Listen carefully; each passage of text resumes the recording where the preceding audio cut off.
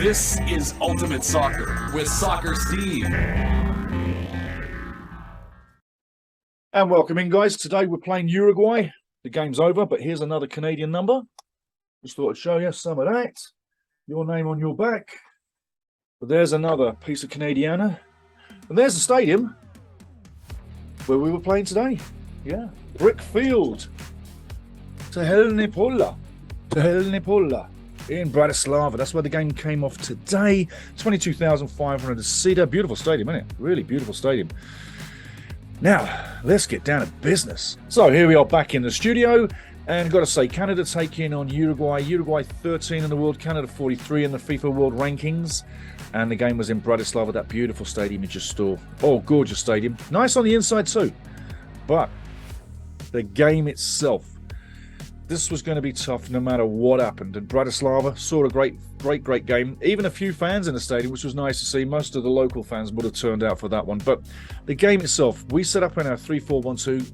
Uruguay sets up in a 4-4-2. I really wanted us to set up in the 4-4-2. I wasn't too pleased when I saw 3-4-1-2. That's a heavily defensive structure, and it left us a little bit light on the offense. I think a 4-4-2 against a 4-4-2 cancels Uruguay out and makes this a much closer game.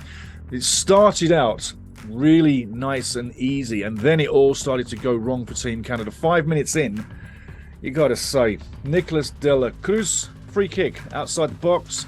You kind of felt it was going to go to the right side of the wall and over the wall, and that's exactly where the ball went. And I don't think you could say it was a dynamite, rocket-hard shot either, and it wasn't in the top corner either. It was really at a level or a height where most goalkeepers can get to. Why did it go in? I think Bojan may well have been cheating. In fact, I watched his feet. He was too far to the left, and when the ball came into the right, there was no way he was getting back on. So ask yourself, was Bojan cheating a little bit, or was he just caught out? You make up your decision, but I know what I think. I won't spoil it for you. But I wasn't impressed.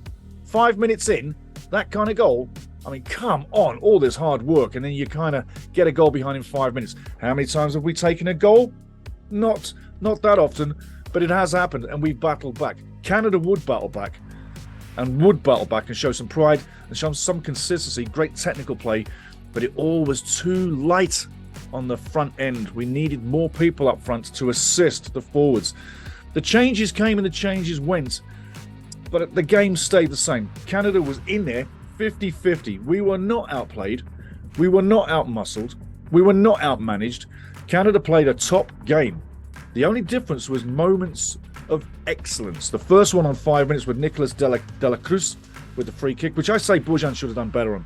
I really do. I mean, that's your bread and butter goalkeeper. You're on your line. That's what you need to be doing. You need to get that hand on there and push it around the post or push it over the bar. But for 5 minutes in to go down like that, it didn't look good. There's a few other times as well with Bojan in the first half especially.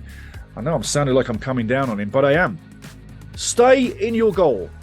What are you doing halfway up the field? Twice he got caught with the ball, twice it gets given away, and twice I'm absolutely amazed how nobody chips it over and put it in the goal for an empty net. It could have happened, and that really was getting me a little bit annoyed with Mr. Bojan. Second half, he would stay on his line. Second half, he would not get caught out, and I can understand Johnny Herdman probably would have ripped him a new one. But stay in your goal, keeper. Stay in your goal. That's what your job is. That's what you're paid for. You're not paid to play a defensive role. You're not paid to play midfield. Get in your net, stay in your net, and keep that ego under control. Really, there's moments where Bojan is a little bit aloof. That aloofness, I hope it doesn't cost us at the World Cup, because it did cost us today on that first goal. The second goal coming in, brilliant play by Luis Suarez on the right side. Gets a nice little chip in front of goal. And you can't blame anybody on the back end of defence. People were touch tight. But Nunes gets up and heads the ball backwards across goal, where Bojan probably should have got to again. That second goal, the downward header, bang, it goes in. But it doesn't go in with any real pace. It just goes in. And Bojan does not look good again. And I'm saying this much, on a better day, Bojan would have saved us. Let's hope these two fluff bad attempts of saves, and it was a bad attempt at a save on the second as well. Let's hope those are the bad moves that Bojan brings now, and then when he does get to Qatar, he brings nothing but the excellence that we know. But that's what happens with goalkeepers once in a while. They kind of lose focus, try to do too much, and just like hockey goalies, they're a little bit different, right? So I'm not impressed with Mr. Bojan. I am impressed with the performance. It was a decent performance. We matched Uruguay for muscle. We matched them for skill. We matched them for endeavour. We matched them tactically. It was 2 minutes of average brilliance on the offence from Uruguay that killed us in this game. For the second half, we absolutely ran riot in and around Uruguay's penalty area. Uruguay would play the counter-attack, and nobody would score a second in the second half. No one would score a third. No one would get a goal. It was a 0-0 second half. All the action came in the first.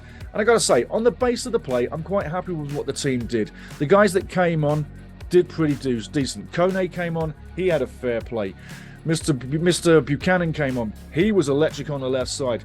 Theodore Corbeau, a guy I've talked about, he came on, played a little cameo on the right side, did very nicely.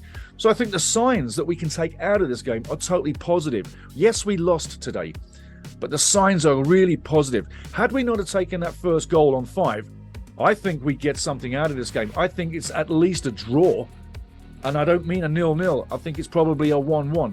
The first 5 minutes, taking that goal, put us on the back foot. We had to chase the game for the rest of the game. That's where the second goal came in. And at the end of the day, I'm really happy with the performance. It might be a loss, but sometimes you can lose fighting. And you can lose with spirit. And the spirit that we showed in this game was top draw. Again, I'm not disappointed with the defeat.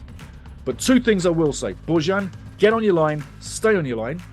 And Alphonso Davies, I've said this before. Cast your minds back to the Costa Rica game, Commonwealth Stadium, the 1-0 victory, where Alphonso kept running into players, running in circles, going left, going right, going left, but going nowhere, losing the ball, coughing it up. How many times did you see Alphonso Davies cough the ball up today?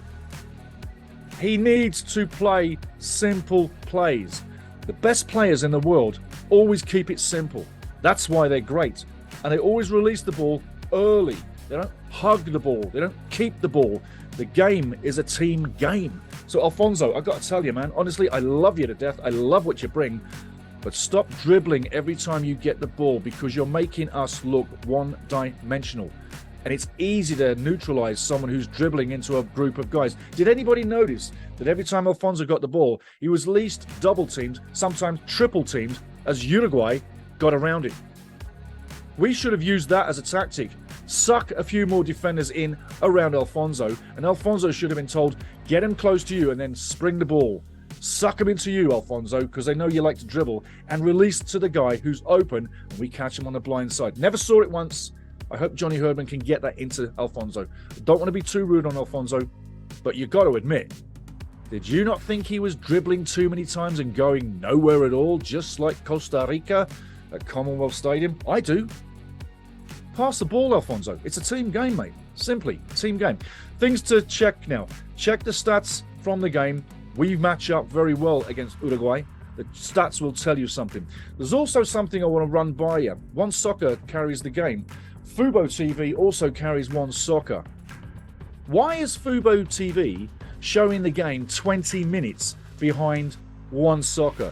Live TV should be live TV, no? One Soccer does a great job. But Fubo TV is being told, I imagine, to keep that game delayed so more people will then log or sign up for One Soccer. Tell me I'm wrong, but that looks like a really nasty little tactic there. Fubo TV, Fubo TV. Get it live. People want to see live games. That came in from Mike out of Ottawa. Thank you, Mike. Like I say, the 2-0 though to Uruguay, I'll say this much. I got the last game right, 2-0 for Canada over Qatar. I got this one right for Uruguay as well, 2-0. That's 2 games, 2 results, perfect predictions. There you go, guys. That's what I think about the game today. Don't be down. Next game up is Japan, November 17th, 6:40 a.m. Mountain Time on TV. I'm sure you'll get your TV sets set on One Soccer. I wouldn't be watching Fubo TV. No, thank you. But anyway, don't be down. It is what it is. It's a realistic result. And Uruguay is a top team. I'm not down from this. I like what we did out there. But again, Bojan, And Davies, you got work. Stay on your line and stop dribbling. Cheers, guys. Have a great day.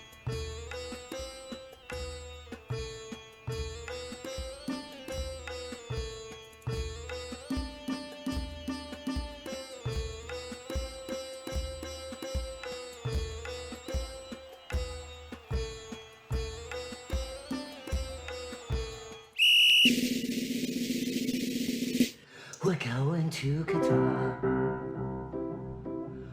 Our team has come so far. Our team has come so